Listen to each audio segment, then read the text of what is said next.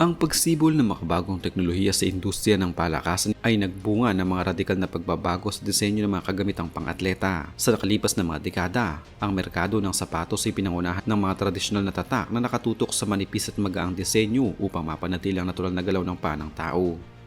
Gayunpaman, isang revolusyonaryong kaisipan na nagpabago sa takbo ng kasaysayan ng ipakilalang konsepto ng maximalist shoe na nagtatampok ng makapal at malalaking swelas upang magbigay ng kakaibang proteksyon. Ang tatak na Hoka ay ang pangunahing puwersa sa likod ng pagbabagong ito.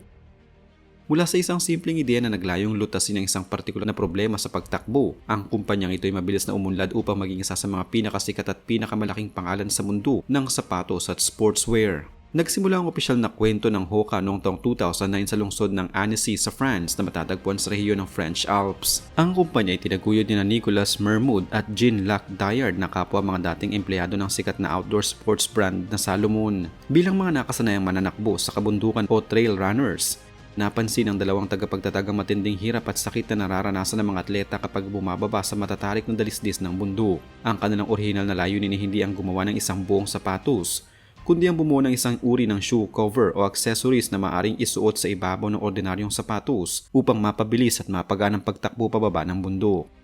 Subalit habang ginagawa nila mga unang prototype gamit ang makapal na foam, napagtanto ni Nicolas Mermoud at Jean-Luc Dayard na ang kanilang nadiskubre isang ganap na bagong klase ng sapatos na may kakayahang baguhin ang buong industriya ng pagtakbo.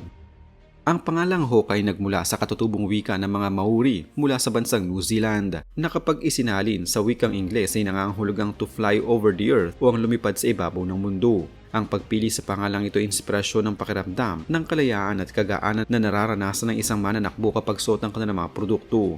Bagamat noong una ay mahabang pangalan, nagpa siyang pamunuan na paikli nito at gawing Hoka na lamang upang mas madaling matandaan at mabigkas ng mga mamimili sa iba't ibang panig ng mundo. Ang kahulugan ng kanilang pangalan naging pundasyon ng kanilang opisyal na slogan na Fly Human Fly na ginagamit sa kanilang mga kampanya upang hikayatin ang lahat ng uri ng tao na kumilos at maranasan ng kakaibang ginhawa.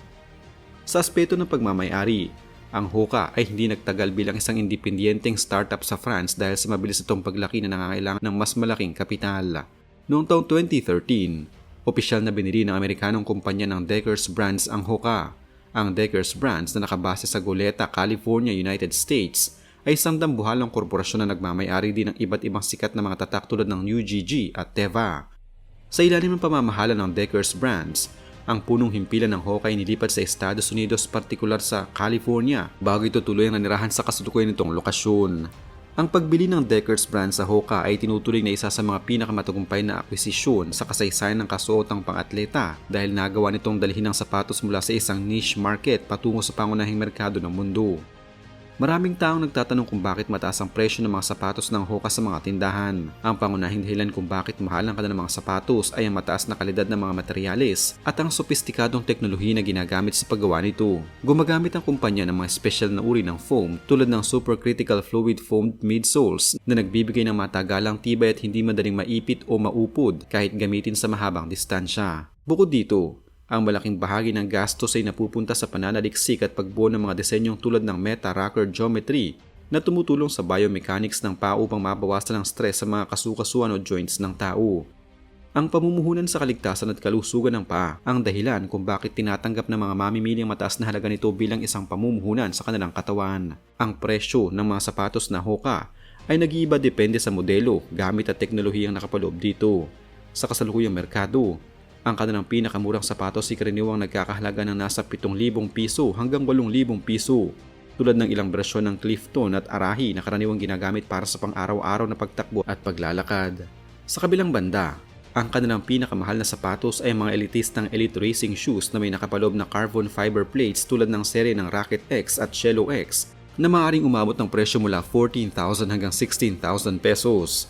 Ang malawak na agwat sa presyo ay sumasalamin sa pagkakaiba ng mga materyales kung saan ang mas mga mamahaling modelo ay nakalaan para sa mga seryosong atleta na naghahanap ng pinakamataas na antas ng energy return at bilis sa mga kompetisyon.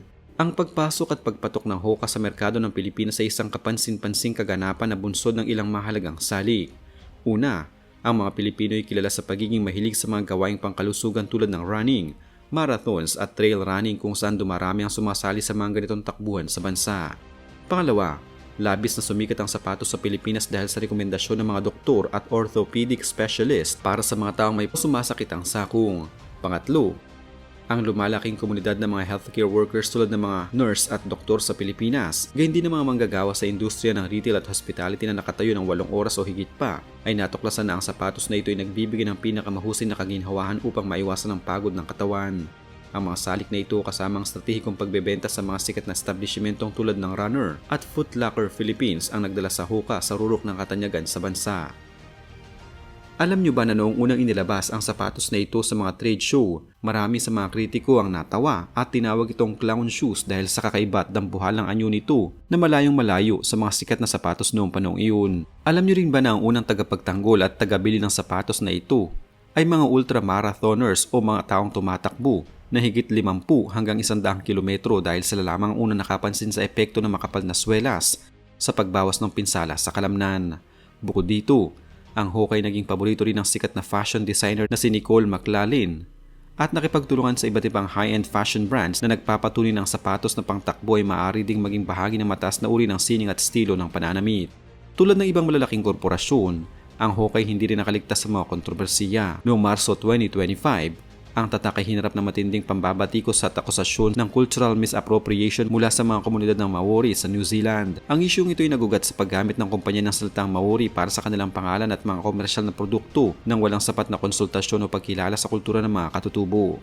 Bukod sa isyong kultural, ang Hoka ay nasangkot din sa mga kontrobersya sa mundo ng palakasan hinggil sa legalidad ng kanilang mga sapatos sa mga opisyal na karera. Noong Mayo 2025, ang sikat na ultra-marathon runner na si Raj Paul Panu ay na-disqualify sa isang opisyal na karera dahil sa pagsusot ng Hoka Skyward X, isang sapatos na lumagpas sa 40 mm na limitasyon sa kapal ng swelas na itinakda ng World Athletics para sa mga elite na kompetisyon.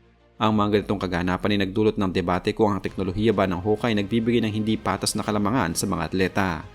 Sa kasalukuyang merkado ngayong 2026, ang Hoka ay may napakatatag at dominanteng posisyon bilang isa sa mga pinakamabilis lumagong tatak ng sapatos sa buong mundo. Batay sa opisyal na ulat, ang Hoka ay patuloy na nagtatala ng bilyong-bilyong dolyar na benta na nagpapakita ng higit 20% paglago taon-taon, habang ang mga higanteng kumpanyang tulad ng Nike ay nakararanas ng pagbaba ng benta at pagkawala ng market share dahil sa mga stratehikong pagkakamali. Ang Hoka ay mabilis na kumuha ng puwang sa mga stante ng mga wholesale na tindahan at sa puso ng mga mamimili. Ang kakayahan ng Hoka na mapanatili ang mataas na demand sa parehong mga seryosong atleta at mga ordinaryong mamimili na naghahanap ng kaginhawahan ng nagpapanatili dito bilang isang malakas na puwersa na nagbabanta sa tradisyonal na hiyerarkiya ng industriya ng sapatos.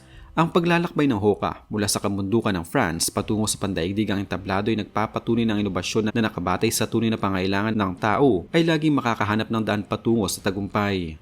Ang pagtanggap ng publiko sa kanilang maximalist design sa kabila ng paunang pag-aalinlangan ng industriya ay nagpabago sa pananaw ng mundo kung ano ang dapat na anyo at pakiramdam ng isang mahusay na sapatos. Sa paglipas ng mga taon, napatunayan ng kumpanya na ang kanilang mga produkto ay hindi lamang isang mabilisang uso o trend, kundi isang pangmatagalang solusyon para sa kalusugan, kaligtasan at pagganap ng mga tao sa iba't ibang larangan ng buhay. Habang patuloy na lumalawak ang kanilang mga linya ng produkto at sportswear, ang Hoka ay nakahandang magpatuloy sa kanilang misyon na tulungan ang bawat individual na lumipad sa ibabaw ng mundo sa pamamagitan ng bawat hakbang.